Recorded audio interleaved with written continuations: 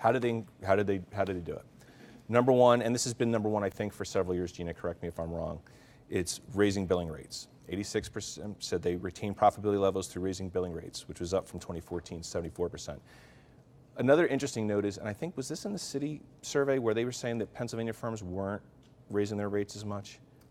Every survey always says that they just don't raise them enough. So think about that. I mean, that's an interesting thing. I mean, Pennsylvania firms have, based on this survey and other data, have fared fairly well. The number one reason they cite for, maintaining their profitability is raising rates, and yet, some of the consultants are saying they can do it more. Although the other note is, this is more anecdotal, I've had managing partners tell us that, and just lawyers in general in Pennsylvania said, like, one of the reasons why they're able to succeed is because they keep their rates reasonable. And GCs will tell you that, now whether it, if they apply it to the Wall Street firms, I don't know, but they will generally grouse about the constant increases and how they will hammer back, and they won't go along with just the standard, annual jack up in rates. But raising biller rates remains the number one reason they've retained profitability. Another one that's always very popular and always scores well is switch practice focus to higher demand areas. 24% cited this as a way to maintain profitability, which is interesting. It's down from 30% in 2014. And that's actually the lowest, number in years. As you can see, typically it's always been, closer to the 30s. And I don't know what's driving, one of the unfortunate things about this sometimes with the surveys, we have follow-up questions, and there's not necessarily an easy way to do it. And sometimes we look to explore that in our articles, and that's something we may explore in the coming months. I'd like to know, one question I have is, and maybe this is something you guys can offer some perspective on, is when firms do that, how successful is it?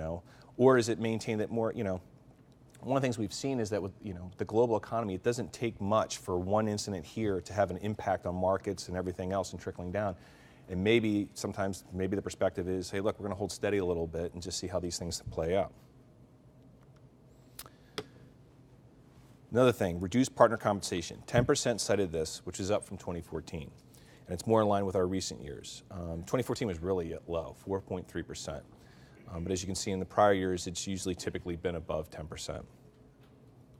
Layoff, and the next one is the one I really took stock in and thought was a good sign, and I'm sure you folks probably think it's a good sign.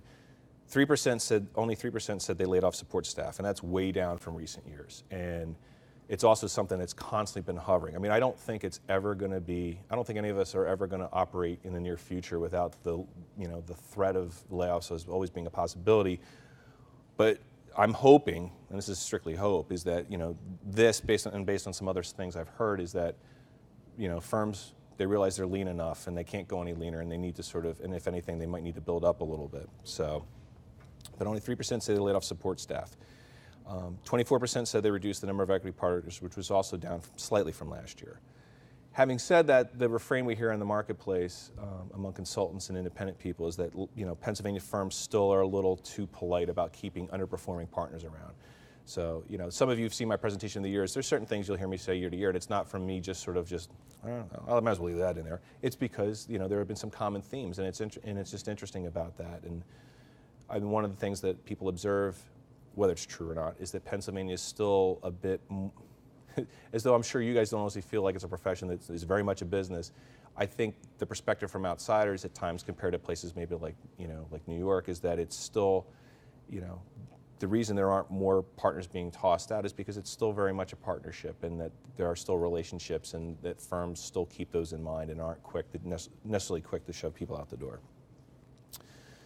Another thing, reducing entry-level hiring and cutting marketing costs were also down from 2014, with 10% and 14% citing those two respectively versus 17% and 13% the year before.